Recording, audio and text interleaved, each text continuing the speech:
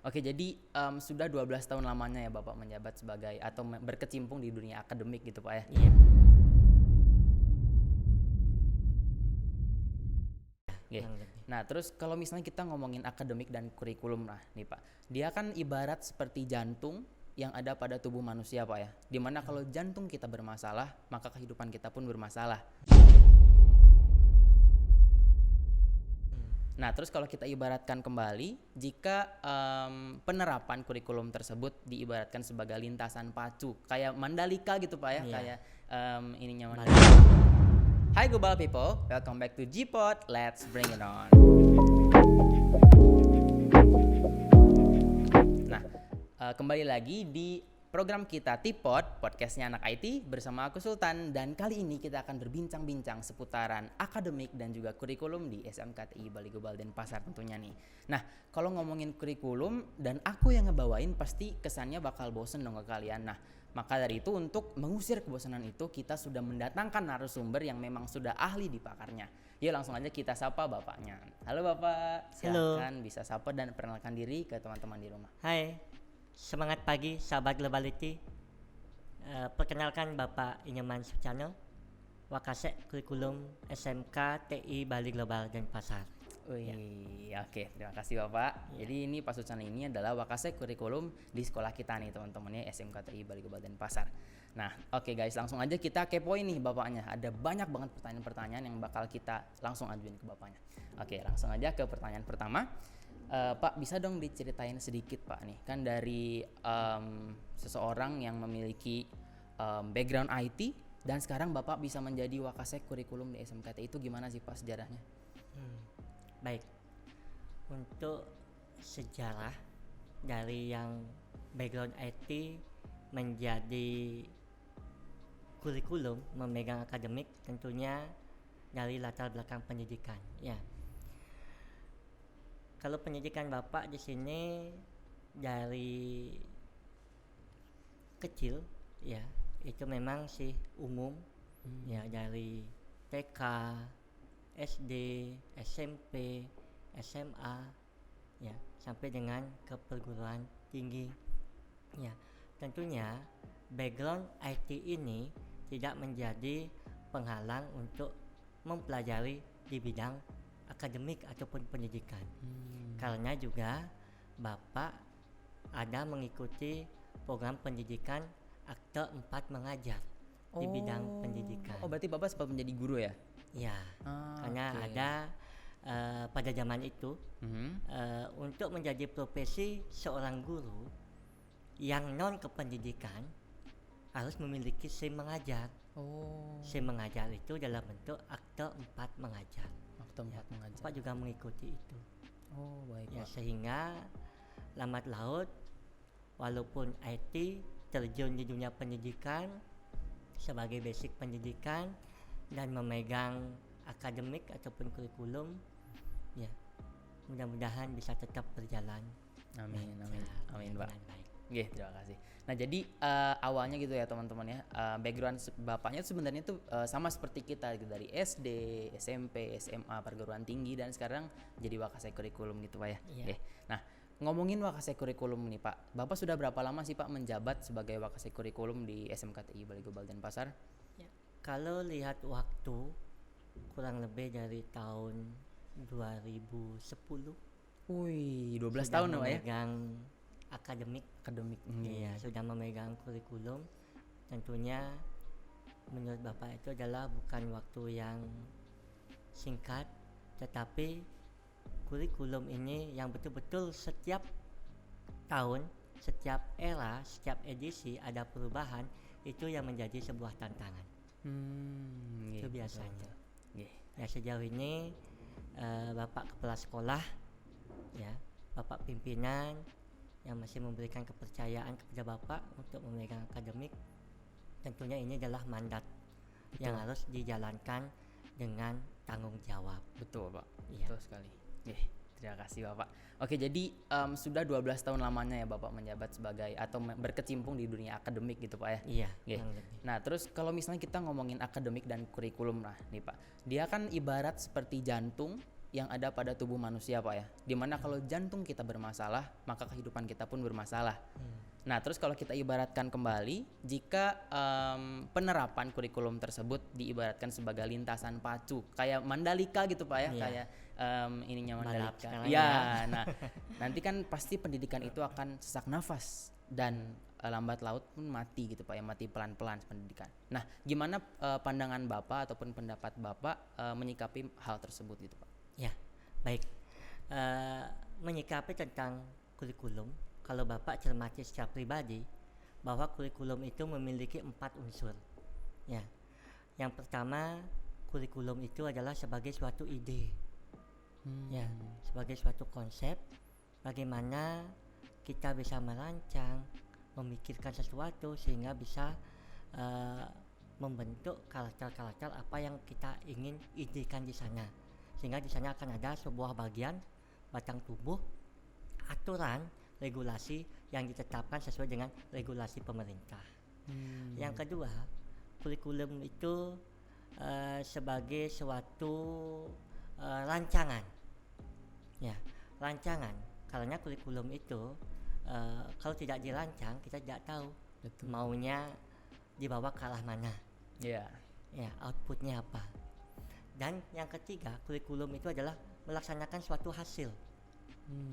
Ya, melaksanakan suatu hasil. Ya, ini sudah jelas pelaksanaan yang harus dilaksanakan, Iya, pasti akan ada betul, hasil. betul. Dan yang keempat di sini baru evaluasi dan hasil evaluasi. Baik. Outputnya apa Betul. daripada sebuah pendidikan? Misalkan di SD, ya kurikulum itu 6 tahun, otomatis kan akhir dari 6 tahun itu outputnya jadi apa? SMK kita contohnya, belajar anak di sini 3 tahun, bukan SMK 4 tahun. Iya. Outputnya itu mau jadi apa? Ya, Ya. itu sih. Tergantung Kalau- bidang studi juga Betul, Pak ya. Iya. tergantung bidang studi. Oke, berarti kurikulum ini harus dilaksanakan secara berurutan juga Pak ya. Betul. Secara berurutan dan perlahan-lahan gitu Pak ya, tidak Ya, sesuai diburu-buru. dengan regulasi tentunya. Iya, betul banget. Karena kita berbicara kurikulum ya. Kalau Bapak boleh cerita sedikit. Iya, ya. silakan, Kalau silakan. zaman Bapak dulu, zaman kecil kurikulum itu, kalau Bapak masuk TK itu harus begini dulu. Oh. Apakah bisa mencapai tangan ini sampai telinga? Telinga? Kalau Oh. enggak mencapai, enggak boleh masuk. Oh gitu. Itu zaman Bapak dulu. Karena Bapak kan lahir di era 80-an. 80-an. Ya. Mungkin masih kena imbas pada Ya. saat itu. Ya karena mungkin masih ada sekolah yang bersifat primitif gitu mungkin. Betul. Ya. Selanjutnya kalau Bapak ceritakan tentang sejarah kurikulum, kita mulai sebenarnya kurikulum ini ada di saat Indonesia merdeka. Kan tahun 45, Iya. 47 sudah ada pendidikan kurikulum Wih, tentang cepat pembelajaran. sekali. Banyak itu perubahan-perubahannya dan Bapak akan mulai dari tahun 84. 84. Ya, karena Bapak kan kelahiran 80-an Patan. 80 ya. Otomatis kurikulum 84 ini yaitu kurikulum yang memang berbasis yang disebut dulu adalah CBSA, CBSA. cara siswa belajar aktif. Oh. Ya, di sini bagaimana siswa bisa aktif di dalam proses pembelajaran, ya. Tetapi kelemahannya itu adalah sarana yang memang betul-betul tidak ditonjolkan, Terbatas itu Pak. terbatas. Ah. Itu Bapak gali dari beberapa referensi. Ya. Selanjutnya perubahan kurikulum besar itu setiap 10 tahun sekali. 10 tahun sekali. Habis 84, 94. 94. Setelah itu 94 2004. revisi. Oh, revisi. Revisi menjadi kurikulum yang jelas itu adalah menjadi 2004. Ya, 2004 kurikulum KBK. KBK. Ya, KBK yaitu kurikulum berbasis kompetensi. Oh, Ya. sih. 2006 Ya, saya pernah ngalamin sih 2006. betul menjadi kurikulum tingkat satuan pendidikan Oh. sampai kurikulum 2013 KTSP itu Pak ya. betul KTSP, tetap namanya KTSP Mm-mm. tapi nama kurikulumnya itu 2013 2013. dan ada 2017 kurikulum nasional Oh. ataupun kurikulum revisi dan ancang-ancang kita siap untuk menuju kurikulum merdeka. Merdeka, Betul. wih. Kalau misalnya dengar-dengar kurikulum merdeka tuh berarti kapan sih Pak kira-kira akan direalisasikan gitu Pak? Ya, sebenarnya kurikulum merdeka itu sudah ada yang melaksanakan, karena itu kan memang program kebijakan kementerian yang baru, yaitu Kementerian Pendidikan dan Kebudayaan, Riset dan Teknologi melalui Jenderal Pendidikan Vokasi. Ya, kita sekolah itu yang mendaftar menjadi sekolah pusat keunggulan otomatis memakai kurikulum merdeka. Ya, sekarang itu memang sudah dibebaskan bagi sekolah yang berkeinginan untuk menuju kurikulum merdeka itu dipersilakan. Ya, Baik. karena di sini kurikulum merdeka ini menyerahkan sepenuhnya kepada sekolah, guru untuk berekspresi ya di dalam proses kegiatan belajar mengajar, sehingga menghasilkan apa yang memang menjadi kompetensi akhir dari anak Tersebut itu Pak. Ya, Betul. nggih. Iya. Oke, nah teman-teman berarti perjalanan kurikulum itu tidak sesingkat itu teman-teman ya, perlu proses panjang hingga kurikulumnya bisa sampai di titik ini gitu ya Pak ya. Betul, Nah, betul. kalau kita menindaklanjuti perubahan kurikulum yang sangat signifikan gitu Pak ya, dilihat dari tuntutan dunia pendidikan, lalu dari peraturan dan zaman. Nah, gimana sih pendapat Bapak terkait perubahan intuitif atau perubahan tentatif ini Pak pada hal kurikulum? Perubahan dari kurikulum ini sebenarnya memang pasti banyak pro dan kontra ya. Ya, karena itu adalah sebuah kebijakan yang jelas pemerintah melakukan perubahan ini pasti sudah memikirkan terlebih dahulu.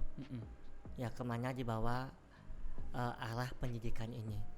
Ya, tentunya inilah yang memang menjadi polemik di masyarakat, karena biasanya sih kesan perubahan itu karena ada suatu kebijakan dan pergantian dari kabinet, kan itu biasanya. Ya. Otomatis kesan image-nya, karena semua memiliki program dan kebijakan tersendiri. Betul. Ya, tapi bagaimanapun menurut Bapak secara pribadi, kalau memang itu adalah positif, karena pemerintah pasti sudah memikirkan hal itu sejauh itu, Betul Pak. bahwa pendidikan ini akan dijadikan menjadi yang lebih baik. Ya, tidak mungkin keterbelakangan lagi kan gitu. Iya pasti Ya, Pak. yang jelas sudah dipikirkan hal itu, ya segalanya itu, sehingga semuanya sudah terstruktur di dalam proses-proses apa yang memang dikembangkan sesuai dengan regulasi pemerintah. Itu. Ya, di tengah-tengah itu juga berarti peran kedisiplinan pun harus ada Pak ya? Ya, memang di dalam kurikulum itu di batang ataupun di dokumen 1 semuanya masuk di sana. Ya, yang kita rancang dokumen 1 baik itu dari awal pendahuluan sampai akhir itu, sampai kalender pendidikan itu semuanya ada di sana, sampai peraturan tata tertib, disiplin, output, hasil yang diharapkan dari satuan pendidikan itu juga ada di sana. Ya, apalagi prestasi. Betul. Yang jelas siswa itu dituntut menghasilkan output dan berprestasi. Kan gitu. Iya Pak, betul. Iya. Iya, terima kasih Pak. Nah, kalau misalnya kita ngomongin seputaran Bapak di SMKTI ini Pak, ya saya dengar-dengar dari kakak kelas itu, kalau misalnya Bapak sedang memberikan kurikulum, kakak kelas itu katanya pada diem tidak bergeming nih Pak. Nah, Bapak ini menggunakan ilmu sakti apa nih Pak? Black magic seperti apa yang Bapak gunakan itu agar kakak kelasnya tuh diem semua pada saat Bapak memberikan pengumuman atau semacamnya? Kalau ilmu sakti ataupun black magic itu sih tidak ada ya. Ya. Tetapi di sini adalah peranan dan fungsi yang memang Bapak jalankan sesuai yang dimandatkan oleh Bapak Kepala Sekolah, yang sering disampaikan kepada seluruh dewan guru adalah 2 fungsi guru, mendidik dan mengajar. Ya, tentunya di dalam pelaksanaan kurikulum ini Bapak memberikan informasi karena Bapak melaksanakan dengan tanggung jawab. Ya, tidak ada maksud apa, yang jelas informasi yang memang terprogramkan dari sekolah itu betul-betul semuanya tersampaikan dengan baik. Baik. Ya, sehingga anak-anak tidak ada yang bertanya. Betul. Ya, kalau sudah dapat informasi yang jelas, ya secara langsung otomatis kan langsung kelihatan struktur itu informasi ataupun pengumumannya, sehingga anak-anak pun yakin bahwa ini yang diarahkan, itu yang diarahkan. Betul. Ya. Dan kalau ilmu sakti itu tidak ada, tetapi kan itu kembali lagi ke penerimaan anak, karena karakter bapak begitu. Yang jelas ini juga dari didikan bapak pimpinan, yang jelas tegas, bukan keras. Bagaimana kita bisa bertanggung jawab terhadap suatu divisi yang memang sudah diberikan mandat. Betul Pak. Itu. Okay. Nah tadi juga Bapak kan sempat ngomongin tentang guru di SMKTI ini Pak ya, di SMKTI Balai Denpasar. Nah ngomongin tentang guru, berarti mereka itu merupakan jebolan sekolah, jebolan sarjana juga Pak ya. Berarti kualitas mereka sudah tidak diragukan lagi dong Pak. Kalau kita berbicara tenaga pendidik, ya, kalau memang tenaga pendidikan itu memang dari memang betul basic guru, ya, basic praktisi ada, ya, sampai ke strata, magister, sampai ke dosen pun ada di sini, ya, dan calon S3 dan sampai memang sudah ada doktor di sini yang mengajar, betul. Makanya tidak perlu diragukan untuk di SMK TI Balai Global Denpasar. Betul. Karena apa? Yang jelas tuntutan yang memang sering disampaikan melalui pimpinan, setiap hari itu ada briefing oleh Bapak Kepala Sekolah. Setiap hari Pak? Sebelum mengajar itu wajib briefing guru-gurunya. Waduh. Ya, diberikan pengarahan. Betul. Makanya pagi-pagi agak telat dikit, karena kenapa gurunya sudah telat, pasti ada briefing. Pantes ya Pak ya. Dan Bapak Kepala Sekolah pun anak-anak sering dengar, habis briefing langsung lewat pengumuman. Iya, betul secara Pak. sentral. Iya. Ya, sehingga di sini Bapak Ibu guru juga tetap bisa memberikan pendidikan dua metode ini, mendidik dan mengajar. Di samping juga kesiapan materi.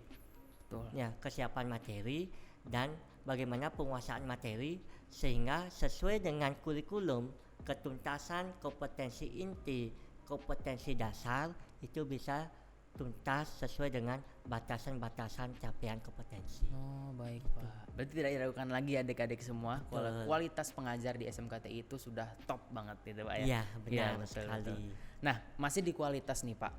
Gimana sih Pak peranan penting baiknya kualitas kurikulum dalam menentukan hasil akhir ataupun output dari siswa-siswi dari sekolah tersebut itu Pak?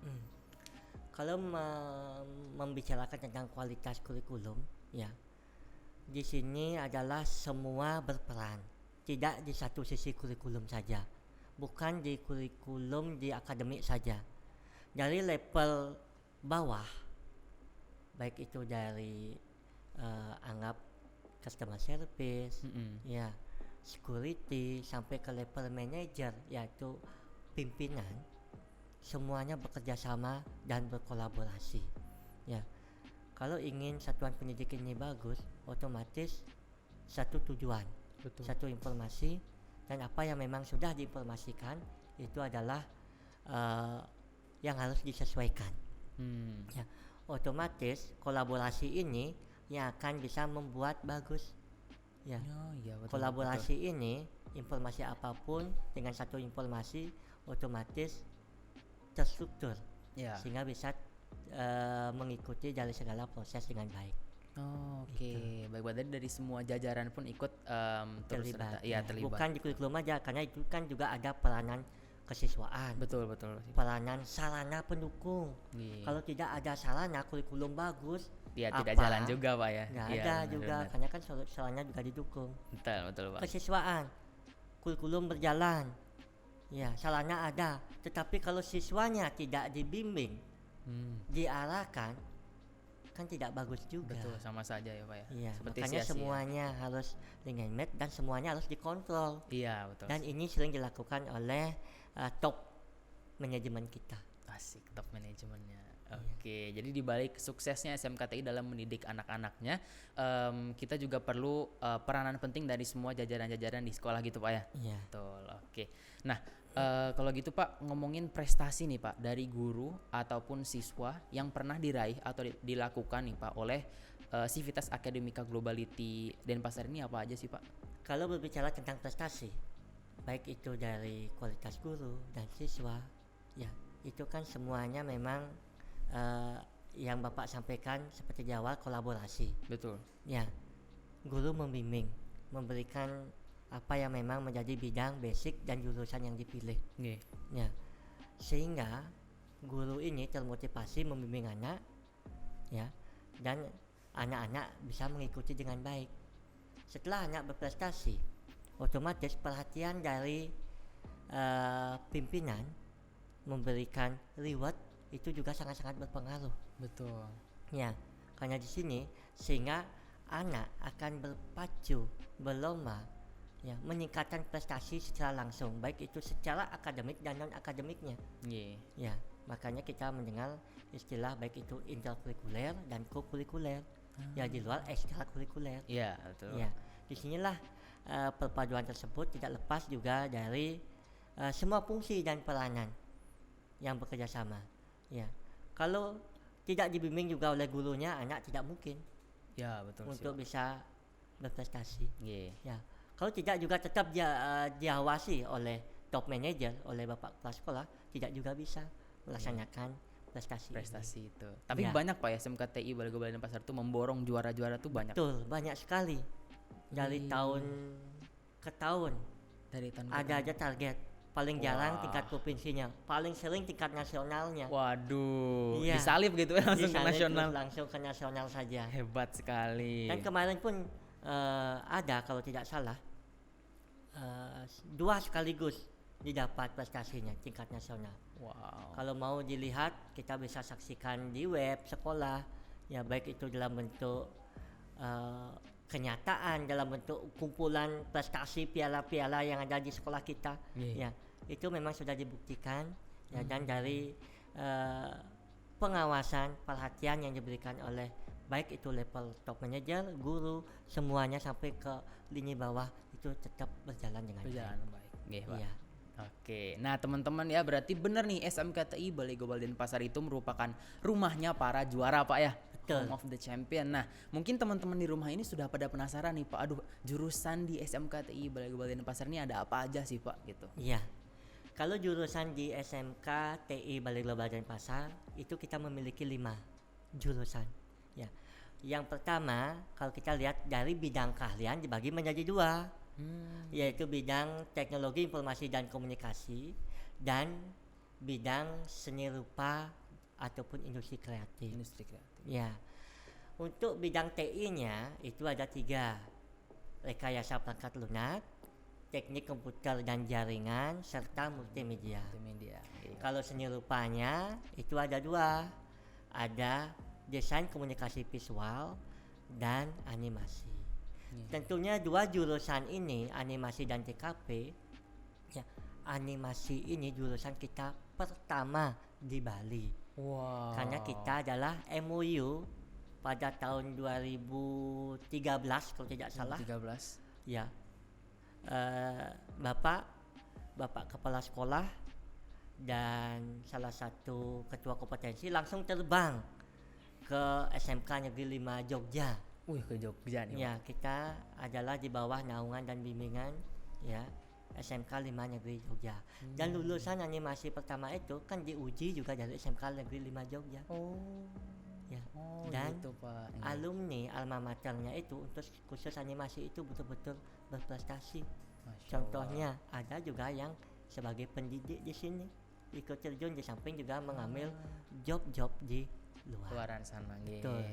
Waduh, jadi ada 5 jurusan di SMKTI Balai Global Denpasar nih teman-teman ya. Dan SMKTI Balai Global Denpasar ini menawarkan jurusan terlengkap Pak ya di ranah teknologi gitu. Betul, Pak, ya, khusus untuk di Bali. bidang TI. di bidang TI Iya. di Bali tentunya teman-teman. Betul.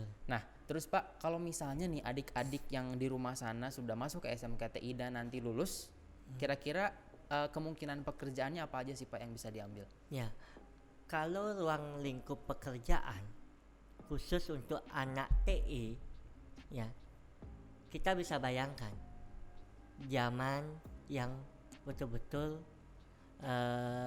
menuntut kegiatan ini. Kalau rekayasa perangkat lunak, ya, kebanyakan mereka akan dirancang menjadi web developer, desain web, ya. Kalau multimedia ke desainer, fotografi, videografi. Wih, Ya, banyak kok ya. kalau teknik komputer jaringan, baik itu dia sebagai security, perancang suatu jaringan, Betul. troubleshooting. Ya, kalau animasi udah jelas, Buat animasi Pak ya. perfilman, 3D. Perfilman, betul. Ya, kalau DKP desain produk. Desain produk ya. Ya, dan anak TI kita itu berpeluang sekali sebagai content creator. Wih. Kalau menjadi Betul. content creator otomatis zaman sekarang pakai Google AdSense Iya, benar sih Pak. membuat sebuah channel. Iya, mendatangkan penghasilan juga Betul. Pak ya, betul langsung Betul. gitu. Nah jadi nggak tanggung-tanggung nih ya guys, nggak tanggung-tanggung kita mendapatkan informasi dari Bapak Sucana ini nih. Nah kalau gitu sekalian saja saya nih tanya nih Pak ya, biar penonton di rumah juga bisa mendapatkan informasi lengkapnya. Nah saya dengar-dengar di sekolah ini menyediakan tes bahasa Inggris bertaraf internasional nih Pak. Nah kalau boleh tahu apa sih Pak namanya, fungsinya, lalu apa tujuan sekolah memberikan tes tersebut kepada para siswa gitu Pak di SMKTI? Kan kalau misalnya kita bayar sendiri tuh mahal Pak ya kalau saya Mahal, dengar-dengar. iya. Nah coba gimana Pak? Ya, baik. Memang untuk pelaksanaan kemajuan untuk sekolah yang diberikan kepada peserta didik kita itu memang sudah dipikirkan oleh pimpinan. Ya, bahwa itu adalah sebuah program dan langkah lebih awal dan lebih maju ya untuk menyiapkan peserta didik kita itu adalah bersaing di dunia kerja. Kita Betul. ketahui bahwasannya untuk SMK disebut dengan penilaian sistem ganda. Dan sistem ganda. Ya, bahwasanya pembelajaran itu di dua tempat, di sekolah dan di dunia industri. Output dari SMK tersebut adalah BMW, BMW, bukan mobil kan Pak ya? bukan mobil. Oke. Ya, karena SMK itu adalah BMW bekerja, Oh, B-nya, B-nya M-nya itu adalah melanjutkan, melanjutkan W-nya itu wirausaha. wirausaha. Sekolah sudah sangat tepat sekali menyiapkan peserta didik di dalam melakukan sertifikasi. Sertifikasi. Pertama ada sertifikasi level bahasa Inggris yang disebut dengan TOEIC. TOEIC. Oh, itu dia. Sudah dilaksanakan kepada anak-anak kita kelas 12 karena fungsi TOEIC ini ataupun kepanjangannya adalah Test of English as International Communication. Oh. Ya. Di mana apabila anak kita setelah tamat dari SMK TI Bali Global Denpasar ingin melanjutkan ke luar negeri, sertifikat ini bisa dipakai. Betul. Wah. Apabila anak kita ingin mendapatkan beasiswa kementerian misalkan untuk melanjutkan baik itu beasiswa ke luar negeri ataupun dalam negeri, ini pasti diminta. Berguna sekali Pak ya. Berguna sekali. Wow. Apabila anak kita mendapatkan job kerja tamat dari sekolah SMK di perusahaan berskala nasional ataupun internasional, sudah pasti sertifikat ini Akan digunakan gitu Pak ya. pakai ataupun digunakan, sehingga sertifikasi bahasa Inggris ini sangat bersyukur bisa tetap direalisasikan Betul. melalui program kerja yang ada di sekolah. Wah, keren banget Pak ya, berarti pembelian fasilitas kepada siswanya banyak sekali di sekolah ini Pak ya. Betul. Nah, lalu Pak, selain tes TOEIC nih Pak di sekolah ini, ada lagi nggak sih Pak program-program lainnya yang ikut mengembangkan bahasa Inggris peserta didik di sini gitu Pak? Oh, ada. Ya, anak-anak kami itu kemarin ya beberapa tahun lah anggap Iya. mengikuti program dengan budaya Jepang ataupun bidang kebudayaan. Wih, Jepang. Ya, kerjasama itu. Ya, kerjasama Jepang, anak-anak kita itu interaksi langsung dengan luar negeri. Oh, berarti online Pak ya? Ya, secara online Oke. dengan WTW, WTW. with the world. With the World. Oh, Betul. oke, Ya, WTW. itu program yang memang sudah di MOU-kan dengan pihak sekolah dengan pihak Jepang. Oke. Ya, di sini kita melakukan pertukaran ya ataupun sharing budaya, memperkenalkan budaya baik itu di Indonesia, kita di Bali khususnya dengan budaya Jepang. Ya. Oh, Tentunya anak-anak kita itu betul-betul hebat sekali. ya baik itu cara bicaranya ya dengan pihak Jepang Iya. ya, cara bicaranya, komunikasinya, levelnya itu seperti grade tertinggi gitu loh. Wih, Luar biasa, betul-betul keren Bapak di keren. sini sangat plus Wah, pada anak-anak ya. mantap banget sekali Pak. Oke, Itu ya berarti banyak banget ya teman-teman, selain tadi dapet TOEIC, kalian juga kalau misalnya masuk ke SMKTI Balai Gobal Denpasar juga bakal turut merasakan program WTW, betul Pak ya? betul. Ya, kita bisa saling bertukar pikiran, bertukar misalnya cara kita komunikasi budaya dengan orang Betul, Jepang itu betul Pak ya. sekali. Wah, banyak banget nih. Iya. Nah, kalau gitu Pak, ngomongin ujian lagi. Pasti kan ada salah satu ujian yang buat kelas 12 ini ngeri-ngeri sedep gitu Pak gitu Iya, ya. Ada yang namanya ujian kompetensi atau UK. betul. Nah, kalau misalnya kita ngomongin UK, boleh nggak sih Pak dijelasin sedikit apa itu UK, fungsinya apa, serta kerjasama dengan pihak mana? Iya, baik. Untuk penilaian evaluasi akhir kelas 12 ya, biasanya yang terakhir itu kita mendapatkan acuan regulasi dari PSMK, Direktorat Pembinaan SMK ya, dan Dirjen Vokasi yang menerbitkan regulasi ataupun SOP ya. Untuk pelaksanaan penilaian akhir tersebut disebut dengan kegiatan UKK, uji kompetensi keahlian. Bahwa UKK itu bisa dilaksanakan dengan 6 pilihan. Ya, 6 pilihan. UKK bisa digunakan dengan LSPP 1 ya, dari sertifikasi di bidang pendidikan ya, untuk uji kompetensi di level-level ketuntasan dari kurikulum. LSPP 2 ya, dari asosiasi ya, dari LSPP 3 dari profesi ataupun dunia industri. Dunia industri. Ya, bisa juga dilakukan dengan asosiasi profesi langsung, bisa dilakukan di tempat uji kompetensi, ataupun bisa dengan melaksanakan UKK secara mandiri. Tetapi semua fungsinya itu sama, yaitu untuk melakukan uji terakhir di dalam skill ataupun kompetensi. Oh, baik Pak. Ya, di sini untuk uji kompetensi kita, UKK kita itu menggunakan uji kompetensi dengan LSPP 3. LSPP 3. Ya, yang jelas LSPP 3 itu mengarah kepada profesi. Oh, Ya, sertifikasi profesi. betul. Berarti lulus kompetensi ini mendapatkan sertifikat burung Garuda dari BNSP ya, sebagai level kompeten.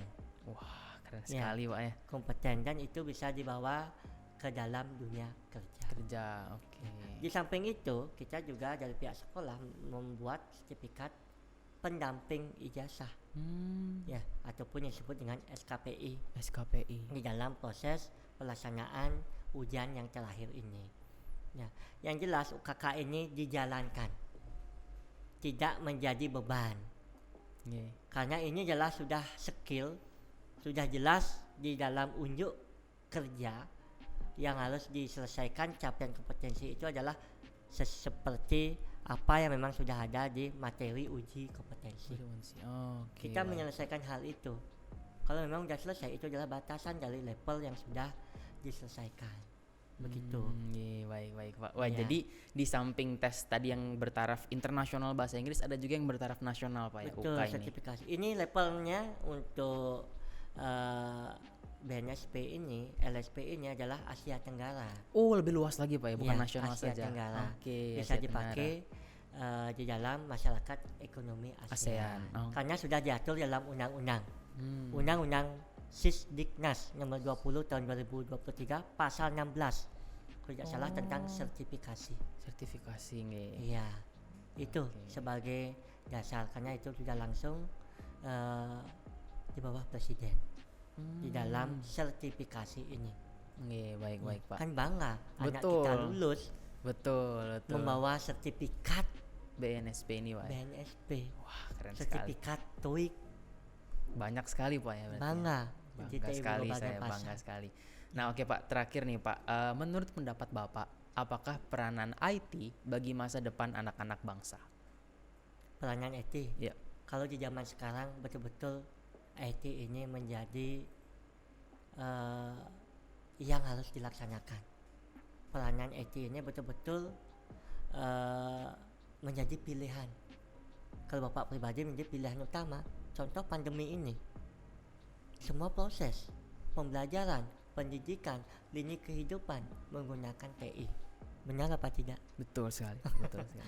Makanya kalau anak kita bilang rugi di TI, itu adalah salah. Salah sekali. Memang TI itu seperti pisau bermata dua. Kalau kita arahkan ke positif, otomatis sangat bagus. Betul. Salah kita memakai akan berdampak buruk.